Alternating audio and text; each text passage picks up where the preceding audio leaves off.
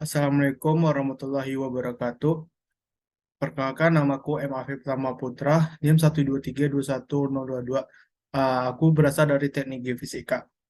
Pada kesempatan kali ini, saya akan menjawab soal praktikum ujian akhir dari geologi struktur. Nah, pada soal UAS ini, terdapat 3 buah soal, di mana soal pertama tentang lipatan, soal kedua tentang sesar, soal ketiga tentang ortografi.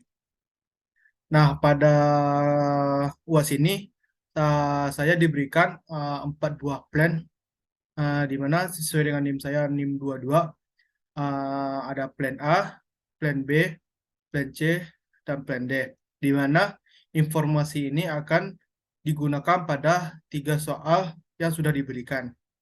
Baiklah, pada soal pertama kita akan membahas tentang lipatan. Di sini saya menggunakan software Steronet. Nah, langkah pertama yang harus kita kerjain, kita harus mengupload atau memasukkan nilai strike and dip pada plan A hingga plan D pada Steronet. Baiklah, di sini saya akan memasukkan di Steronet.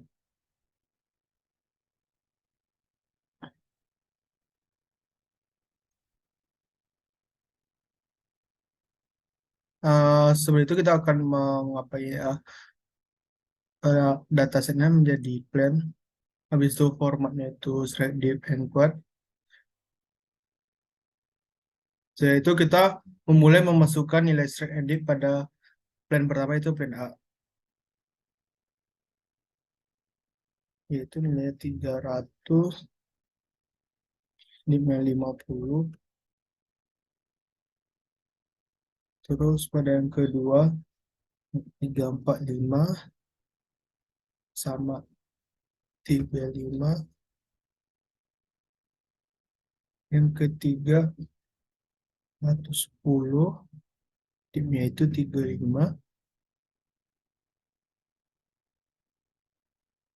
Yang keempat 30 dan 45. Nah, setelah data diplot akan memunculkan steroid pada gambar ya di samping ini. Mungkin kita akan masuk ke soalnya dulu ya. Nah, mungkin nih gambar saya muncul di bawah.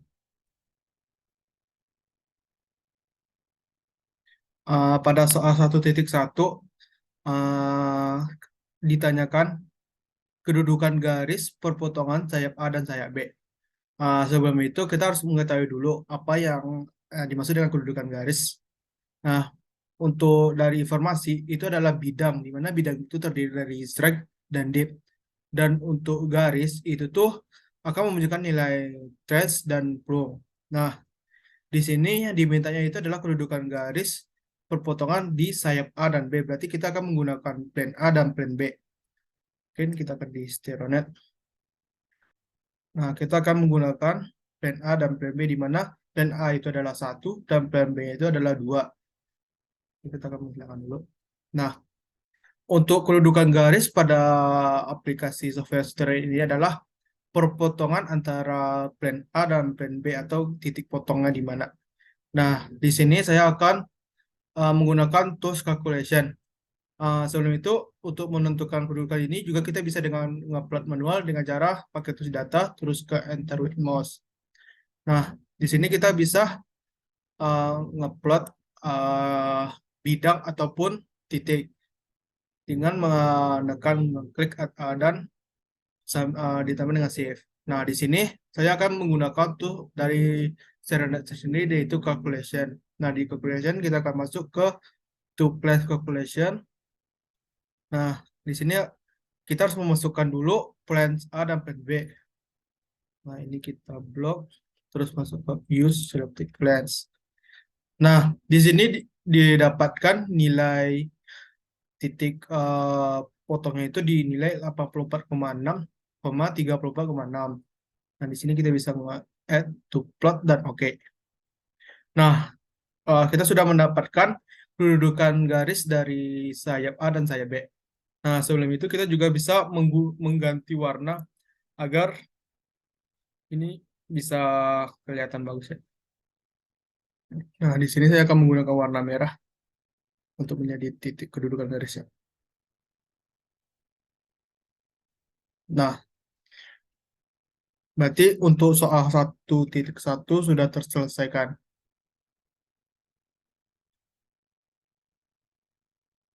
Berarti nilainya itu 84,6 sama 34. Nah, kita juga memasukkan untuk jawaban, mengenter jawabannya itu 84,6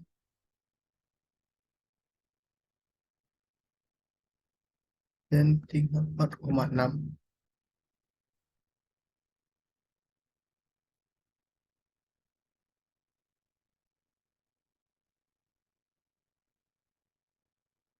Nah, pada soal 1.2, kita juga ditanyakan tentang kedudukan bidang bagi sayap A dan sayap B pada bidang sumbu antikline. Nah, yang dimaksud dengan kedudukan bidang itu, di mana kita memiliki sebuah uh, antikline, di mana antikline itu adalah yang muncul keluar. Nah, kedudukan bidang itu adalah garis yang membagi dari uh, sudut perlipatan itu sendiri. Pada soal pun kita juga tidak diketahui tentang apakah itu sudut lancipnya atau sudut tempola, karena pada perlipatan itu ada memiliki sudut, yang ini sudut lancipnya,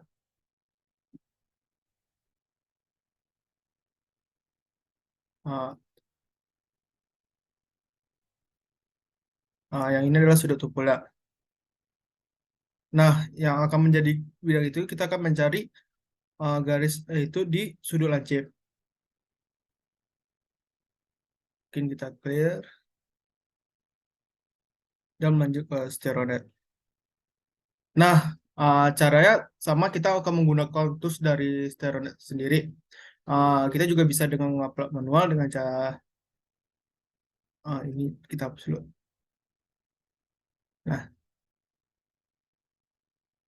kita juga bisa menggunakan enter mouse, di mana kita akan mencari atau menemukan dari bidang bagi tersebut. Nah, kita akan menggunakan tools calculation, ke to plan calculation,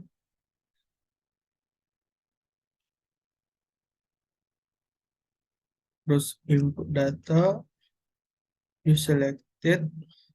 Nah, untuk menemukan kedudukan bidang, kita akan menggunakan bisektor. Karena kita menggunakan dari sudut lancip, kita akan menggunakan acute angle. Karena ini ada terbagi dua, yaitu acute angle dan obtuse angle. Acute angle untuk lancip dan obtuse angle untuk tumpul. Nah, kita bisa langsung ke itu plot, di mana nilainya itu 319,1, 40,3. Nah, di sini kita sudah menemukan kedudukan bidang antara sayap A dan sayap B. Untuk soal 1.2 sudah terjawab. Dan kita juga bisa mengganti warna ya. Di sini saya akan menggunakan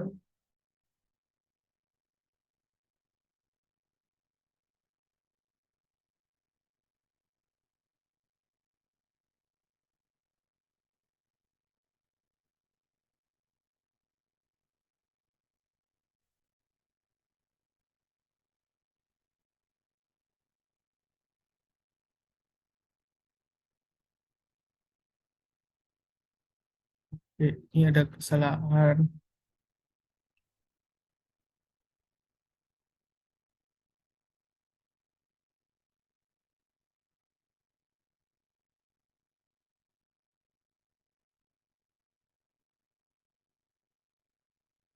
Di sini kita akan menggunakan warna ya.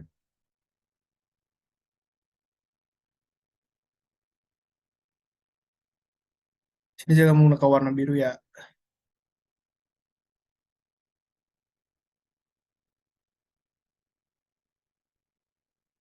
Nah, kita sudah mendapatkan nilai dari kedudukan bidang, nilai 309,1 dan 40,3. Kita juga masukkan ke data Excel.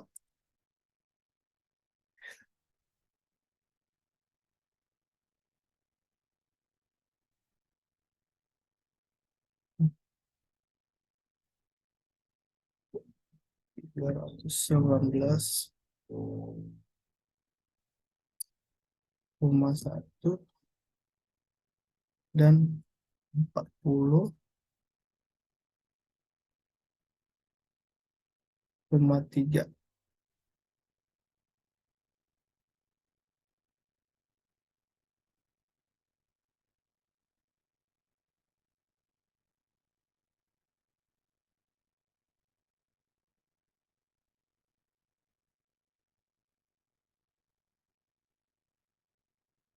Nah, setelah itu lanjut ke soal 1.3, di mana kita diminta untuk mencari kedudukan garis bidang C dan sayap A.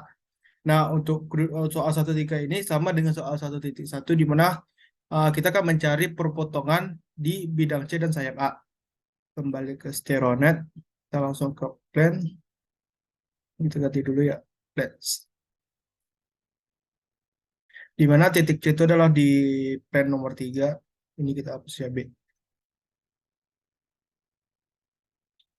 Nah, sama dengan yang tadi kita lanjut ke calculation, batu place calculation, terus kita masukkan nilainya, yaitu 350, 110, 35.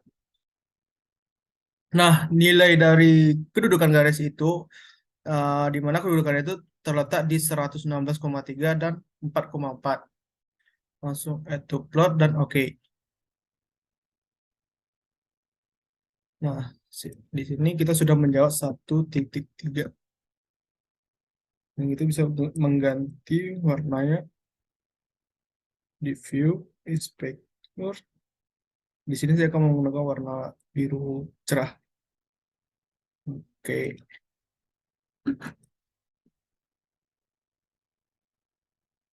Dan masukkan ke data Excel tadi.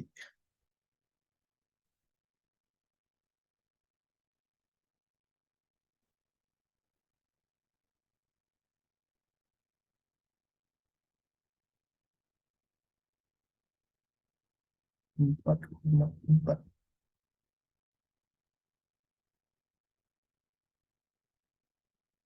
Oke, kita lanjut ke soal 1.4. Tentukan sudut antara sayap A dan sayap B. Nah, untuk mencari sudut itu dari kita mencari kedudukan bidang tadi. Ini ada sebuah gambar.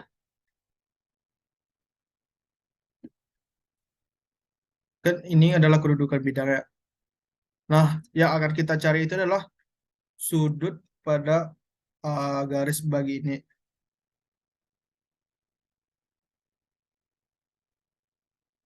Nah, kita akan masuk ke steronetnya. Tadi soalnya itu sayap A dan sayap B. Oke. Ini kita klik dulu. Kita hilangin, lanjut ke plan sayap B.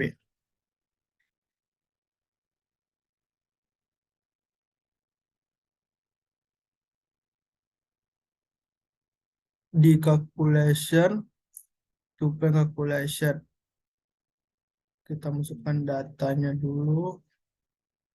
Nah, sudut yang terbentuk oleh kedudukan bidang itu adalah 33,2. Inilah sudut yang terbentuk pada sudut lancip di garis bagi di anticline ini. Nah, untuk di sudut genapnya itu sendiri, berarti itu adalah 180 kurang 33,2. Maka itu jadi 146,8. Karena dalam satu garis ini akan menunjukkan nilai 180 derajat. Itu sudah dari lingkarannya itu sendiri. Berarti 33,2. Kita tinggal masukkan nilainya. 33,2. Oke, lanjut ke soal 1.5. Tentukan sudut antara garis bidang C dan sayap A terhadap bidang B. Berdasarkan yang saya pahami, di sini kita akan mencari sudut dari kedudukan bidang antara bidang C ke bidang B dan bidang A terhadap bidang B.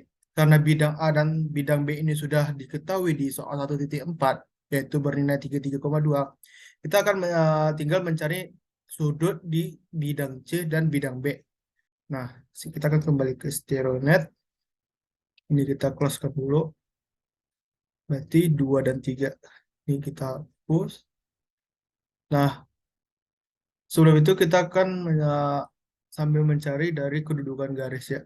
Atau kedudukan bidang ya. Maaf. Nah, di sini belum ya.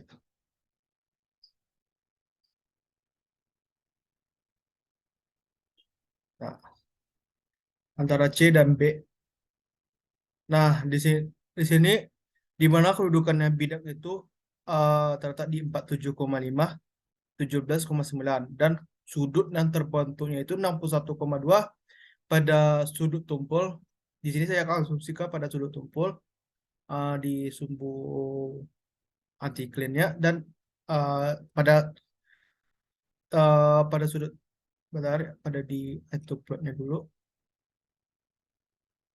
Nah, pada sudut ini berjumlah 61,2 tadi. Kita bisa melihatnya lagi di plan, lanjut, use to bisektor. Nah, 61,2 pada sudut lancip yang karena tadi tadi saya maaf tadi ralat pada sudut tumpulan, kali ini pada sudut lancip. Pada sudut tumpulnya itu berjumlah 118,8. Nah, kita akan memasukkan nilai 61,2 pada Excel. 61,2. Oke. Baiklah. Di sini saya akan menjelaskan tentang 1.6 dan 1.7 pada soal pertama, yaitu lipatan. Di sini saya mengasumsikan plan D itu sebagai fan. Nah, pada soal 1.6, bis garis bidang C, garis bidang C dan sayap A dengan bidang fan. Nah, sebelum itu kita kembali ke stereonet. Nah, kita dulu menentukan dulu yang bidang C dan bidang sayap A-nya dulu. Nih, setelah itu di calculation, to plans,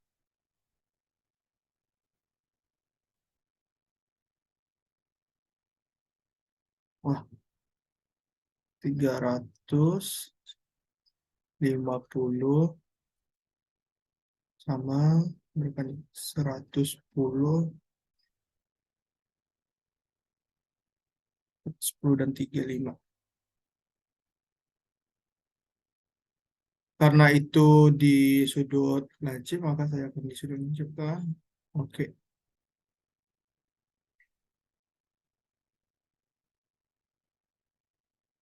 Nah, setelah dapat garis bagi ini, kita akan menutup untuk range-nya dulu dan hanya memunculkan untuk di kedudukan bidang tadi dari sayap C dan itu. Nah, untuk fan-nya sendiri, kita akan memakai dari brand D di nomor 4. Nah,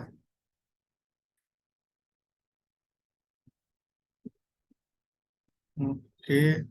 Nah, untuk mendapatkan nilai pad sendiri, kita bisa menggunakan tools di calculation, lanjut ke Angel Bedouin, klik to point. Nah, di sini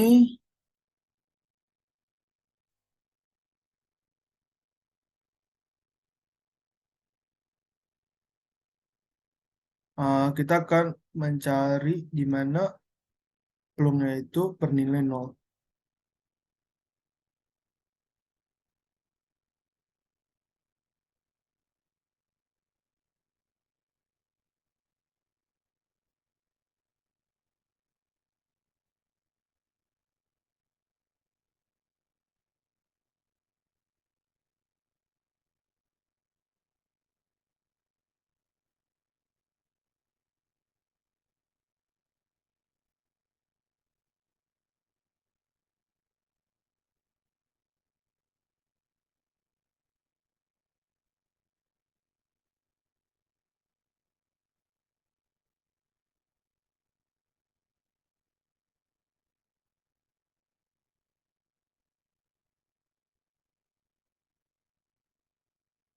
Nah, dia disinilah kira-kira untuk nilai pitch itu. Di mana di sini ada dua sudut, 56,6 dan 123,4.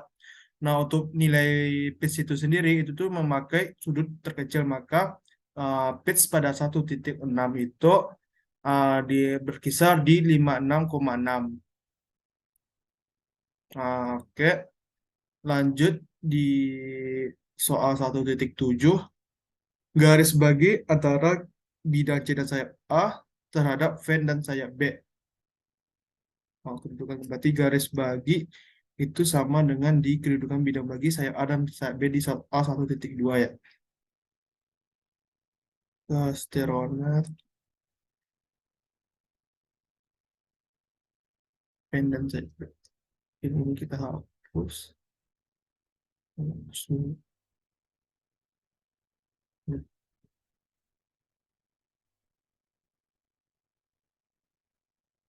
Tadi satu lagi.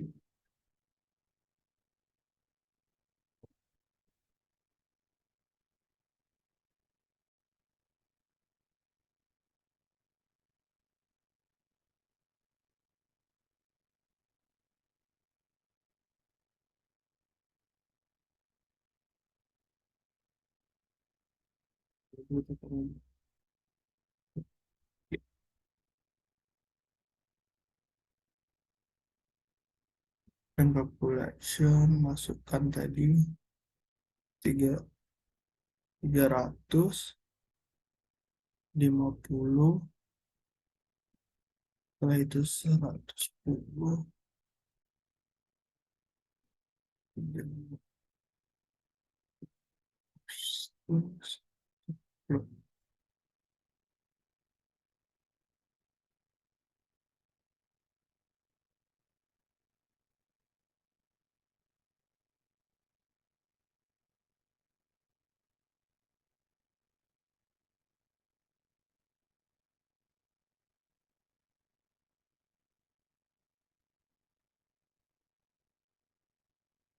Kita lanjut untuk di span dan plan B. Kita menemukan garis bentuk 345 sama 35. Setelah itu 30 dan 45. B sektor kita ambil di sudut C, add to plot. Oke, oke, ini mungkin.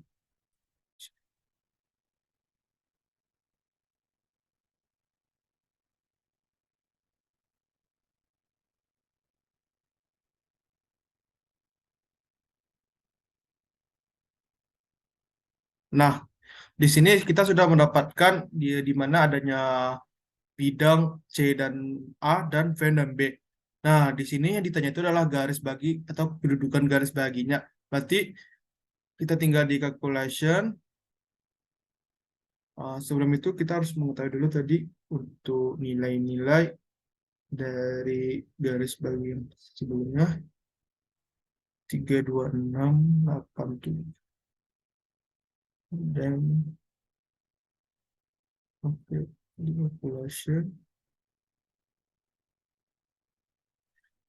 326,3 dan 87.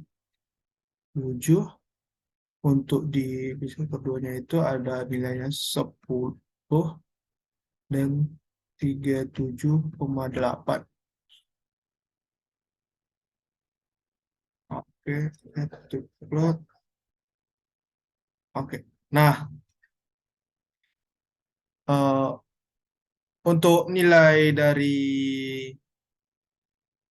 ini dari 1,7 garis bagi di mana bidang C dan A terhadap fan dan B itu terletak di 1,8 streknya dan dipnya 22,3.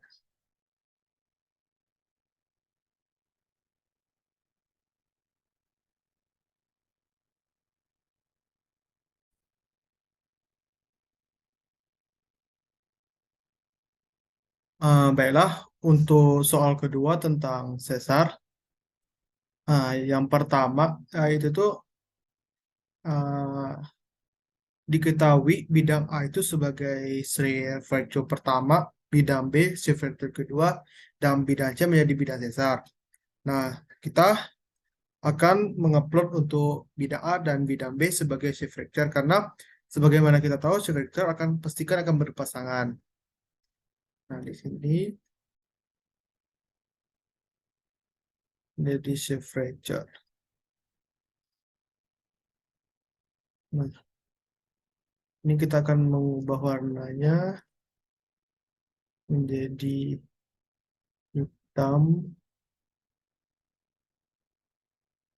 Oke. Nah, untuk bidang C, kita akan membuat patch baru. Ini sebagai bidang sesarnya.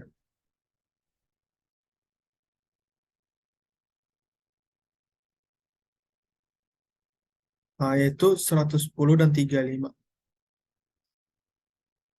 110 dan 35.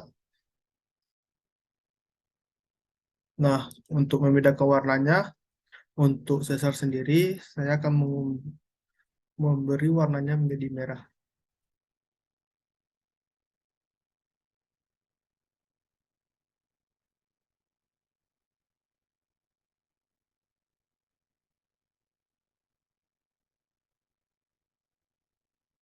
Nah, setelah didapatkan eh, gambaran dari yang diketahui, nah, kita di sini diminta untuk tentukan sigma 1, sigma 2, dan sigma 3.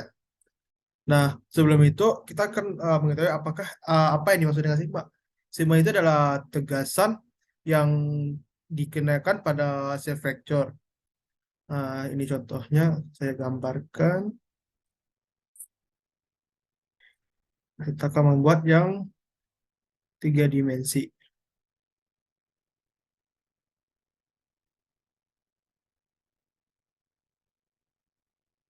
Nah, untuk sigma satu akan selalu berada pada sudut yang lancip pada di kedua self fracture.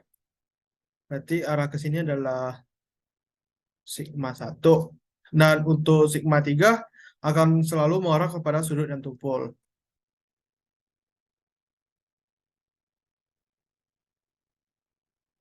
Untuk sigma 2 adalah sigma yang mengarah atau menembus dari bidang belah dari shift fracture di sini. Nah, dari tegasan-tegasan ini akan menimbulkan sesar karena ini kan selalu dikaitkan dengan sesar. Di mana ketika tegasan satu ini berada di sini, ini akan menghasilkan sesar turun. Nah, ketika sesar satu ini berada di sini menggantikan tegasan 3, itu akan membentuk dari sesar naik.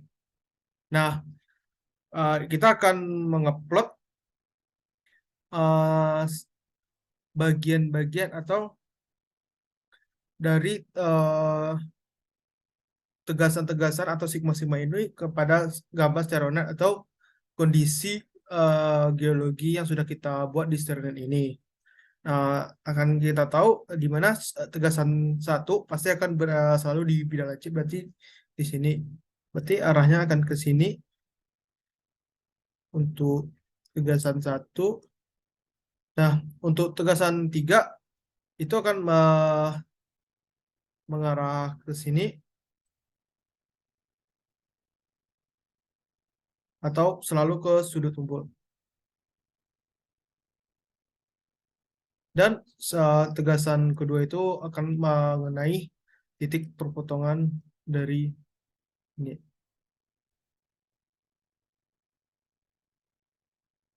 Nah, karena pada soal kita diminta untuk menentukan nilai atau kedudukan dari sigma-sigma ini, maka sebelum itu kita akan membuat dari apa ya,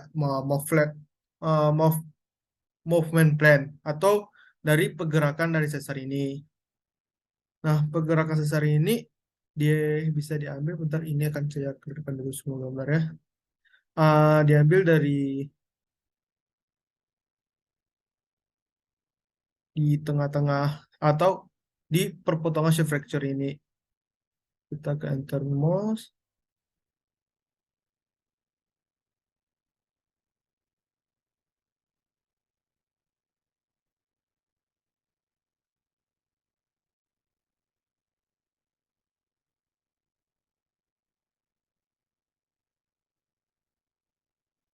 oh, bentar, di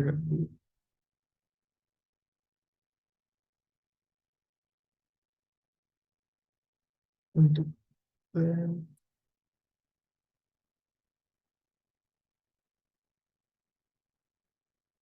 Nah, ini kita akan menjadikan sebagai movement plan. Nah, setelah didapat movement plan, movement plan ini akan saya beri warna agar bisa membedakannya. Di view inspector, datasheet. Di sini movement akan saya beri warna biru, biru cerah biar kelihatan beda dengan plan-plan lainnya. Oh, telah.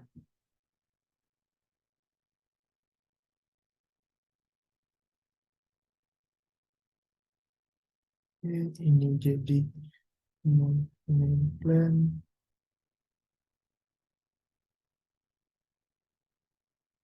Oh,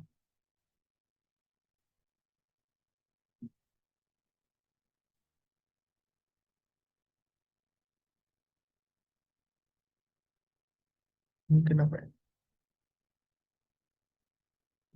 Ah, mungkin ada kesalahan. Di sini yang berubah adalah dari plan. Mungkin kita akan mengubah dari definisinya sendiri, di mana warna biru menunjukkan dari self fracture, warna hitam menunjukkan dari movement plan, dan warna merah adalah dari sesar. Nah, di sini karena kita ditanya kedudukan dari segmen atau tegasan-tegasan ada itu sigma, sigma 2 pasti akan berada di titik ini.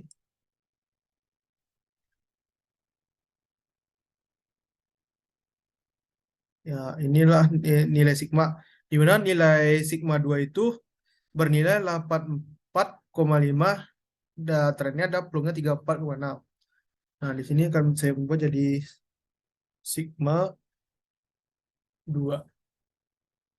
Nah, untuk mendapatkan nilai sigma eh, 1 dan 3 itu kan arah sigma dari sigma 1 itu kan arahnya ke sudut lancip. Maka itu akan berada di tengah-tengah atau di garis kedudukan bidang dari self fracture ini sendiri. Maka seperti dari contoh dari soal pertama tadi, kita bisa menggunakan calculation ke to plan calculation, terus ke plan.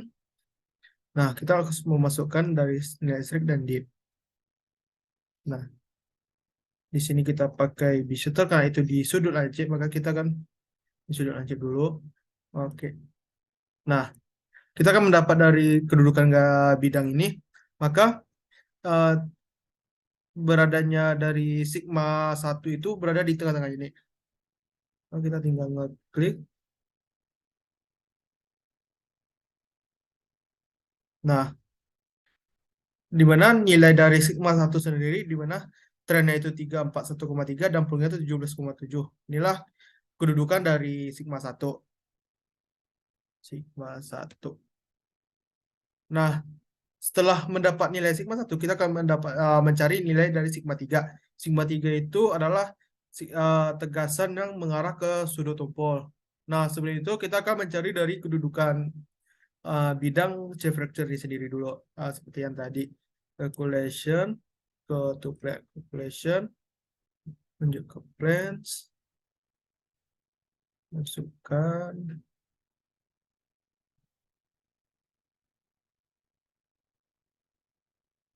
Nah, sudut tumpul itu obtuse angle. Langsung add to plot. Oke. Nah, titik sigma 3 sendiri itu berada di sini. Oke.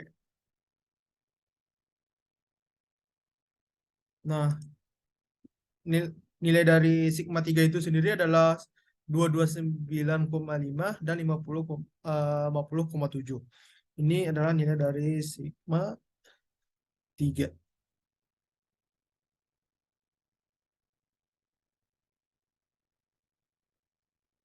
yang kita lakukan.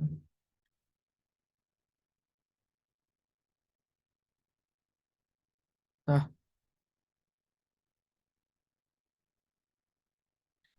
setelah itu pada soal selanjutnya kita diminta untuk menentukan dari net slip.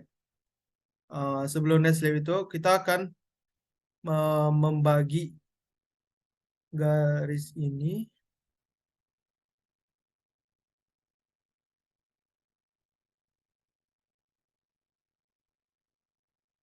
Oke.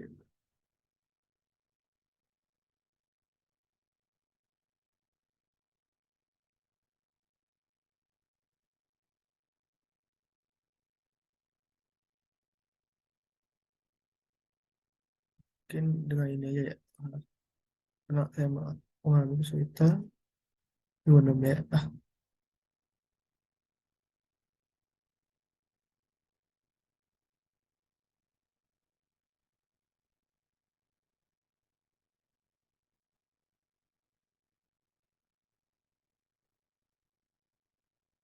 Nah, eh, sebagaimana kita tahu, setiap sesar pasti kan memiliki hanging wall dan footwall. Eh, di sini saya akan menggambarkan.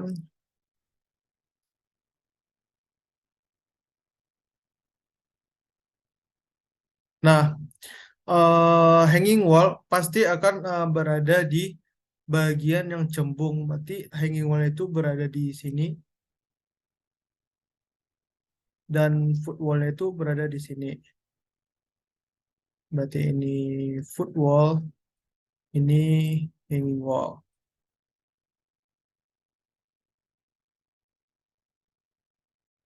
Oke.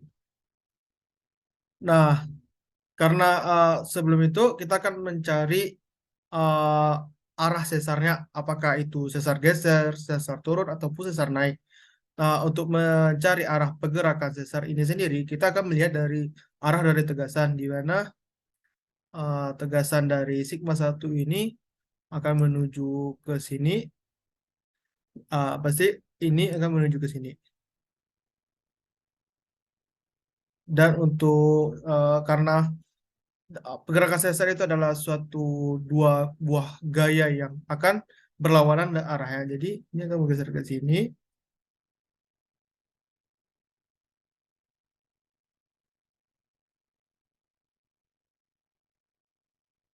Nah, setelah kita mendapat dari jenis sesar, karena arahnya ke sini, pasti uh, pergerakan dari hanging wall itu akan bergerak ke arah titik pusat.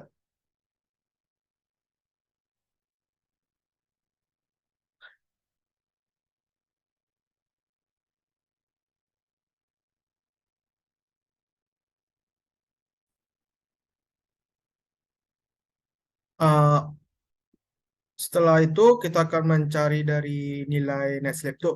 Nilai net slip itu sendiri itu tuh nilai yang ditarik dari garis tengah ke pertemuan antara movement plan ke bidang sesar. Nah, kita tinggal menarik garis ini ke sini. Nah, titik inilah yang menjadi nilai net slip kita, yaitu kita akan klik.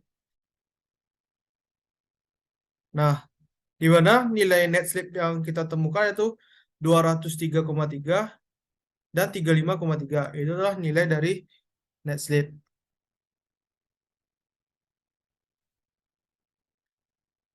Uh, untuk soal selanjutnya itu jenis sesar. Karena seperti penjelasan saya tadi, sesar yang saya temukan adalah sesar geser, di mana sesar geser ini adalah sesar geser mengiri. maaf, sesar geser menganan karena dari arah pergerakannya itu arah ke kanan, menurut dari sudut pandang kita.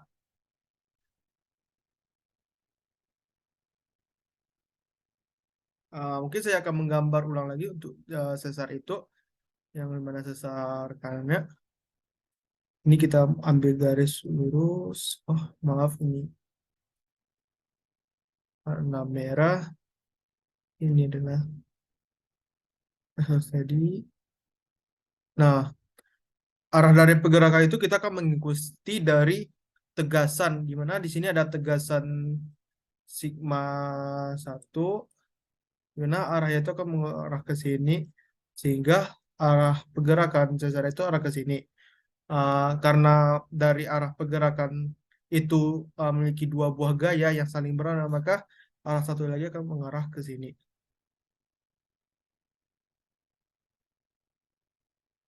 Eh, Maka untuk jenis sesar sendiri yang saya temukan adalah sesar geser menganan. Eh, oke. Eh, Bentar. Oke. Ini di plus. Oke.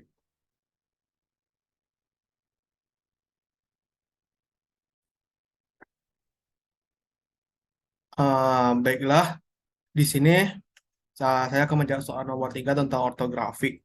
Pada ortografi ini kita dikasih informasi di mana singkapan A itu adalah dari nilai plan A, di mana nilai strike-nya itu 300 dan dim itu udah 50.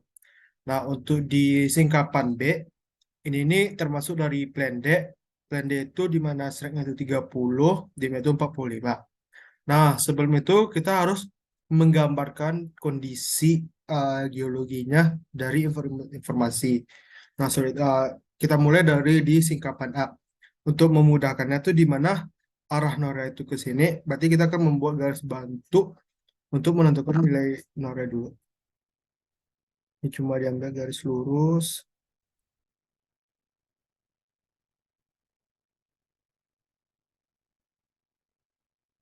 Nah, langkah pertama yang kita lakukan itu kita harus memasukkan atau ngeplot nilai strike dari plan A, di mana nilai C itu ada 300 yang berarahkan north, berdasarkan stereonet yang kita buat pada soal-soal sebelumnya.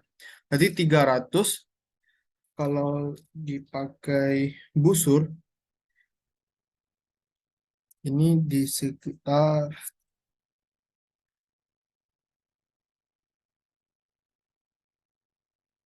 ini 270 di sini, berarti ini 30 dari sini.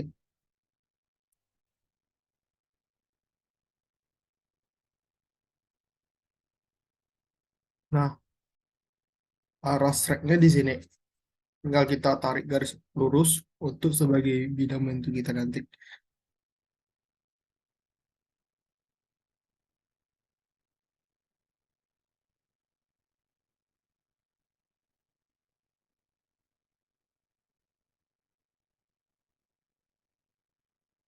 Setelah didapat nilai strike, di mana kita akan memasukkan dip-nya, di mana dip itu tegak lurus dengan strike, di mana dip itu bernilai 50.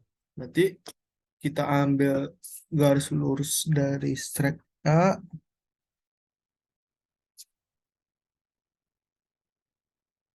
Nah, kita akan menghitung 50 dari bidang strike. 50 tuh di sini. Tinggal uh, buat garis ke. Nah, ini adalah 50.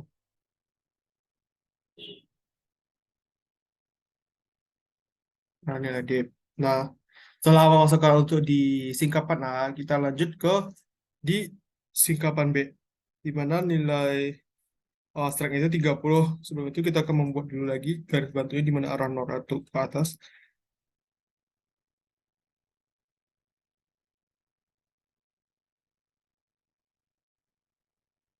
Nah, 30 tepatin berarti 30-nya di sini.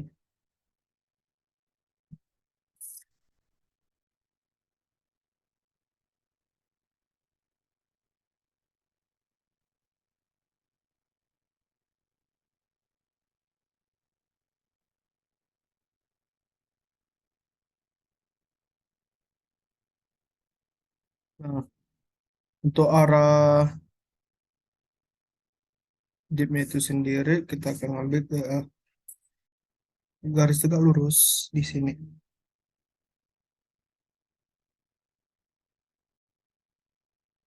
Di mana nilai dipnya itu 45. Oke.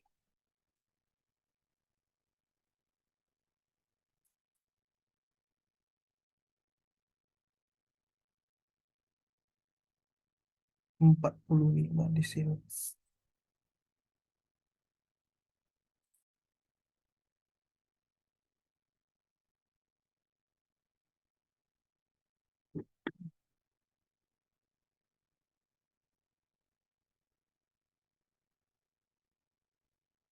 Nah, setelah dimasukkan, tahap pertama itu kita akan mencari kedudukan, bentar, kita lihat, kedudukan perpotongan kedua bidang ini. Perpotongannya itu berarti antara singkapan A, singkapan B itu di sini saya melihat ini adalah daerah perpotongan antara singkapan A dan singkapan B, ini adalah daerah gitu ya. Sehingga di sini kita akan mengambil garis tegak lurus antara keduanya.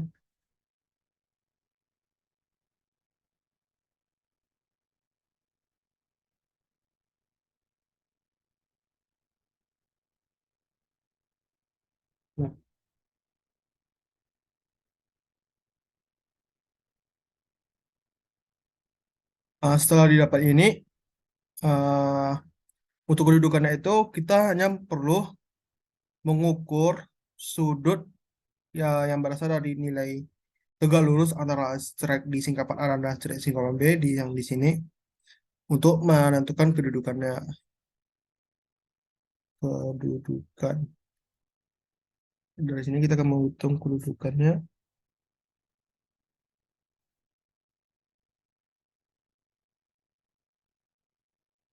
Di sini nilainya itu di 60,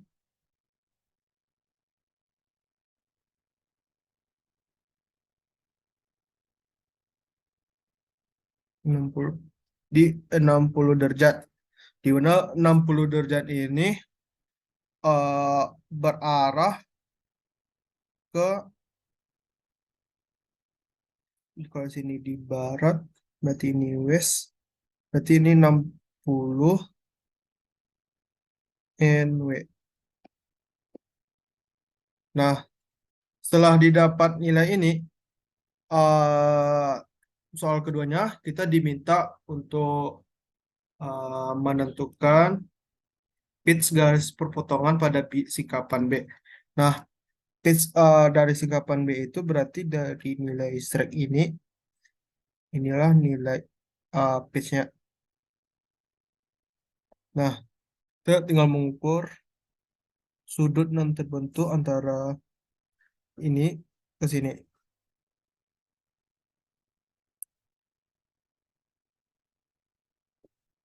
Di mana nilai pitch ini bernilai 30 derajat. Nah, pada soal selanjutnya, uh, kedalaman di mana dapat dijumpai bila dilakukan pemboran di boulder crack. Nah, untuk kedalamannya, berarti di border crack di sini kedalamannya itu di dekat perpotongan. Nah, perpotongan itu perpotongan berada di dekat singkapan yang paling dekat dengan singkapan, di mana ini paling dekat dengan singkapan B, sehingga kita akan menghitung dari kedudukan di perpotongan ini hingga ke singkapan. Nah, di sini ada skalanya di mana tiap garis ini bernilai 10 meter. Mungkin kita akan mengukur setiap 10 meter itu ada berapa senti.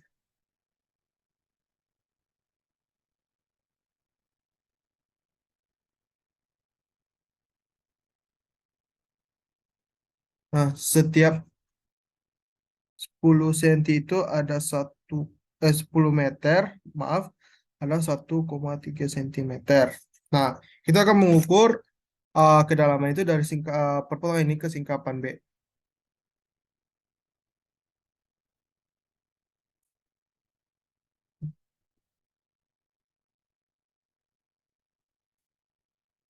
Di sini saya mendapat panjang dari kedudukan ini ke singkapan B itu adalah 3,6 cm. Nah, karena setiap 10 cm adalah 1,3 cm, maka 3,6 dikali 1,3. Di sini kisaran kedalamannya itu 6 kali 1,3, 18,1, 10,4, 6, 3, 8, 6, 4.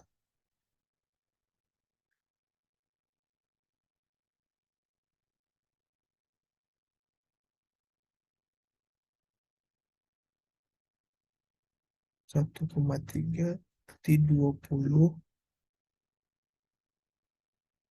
3,9 sini.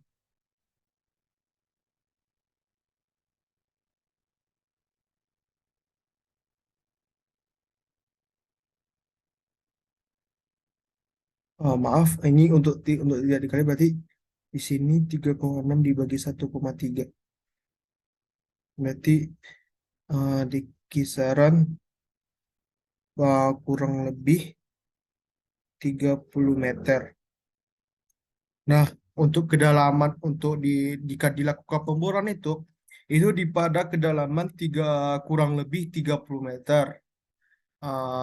Mungkin sekian dari pengerjaan soal UAS praktikum geologi struktur. Jika ada salah perkataan dan dari teoritisnya, saya mohon maaf. Wabillahi taufiq wal hidayah. Assalamualaikum warahmatullahi wabarakatuh.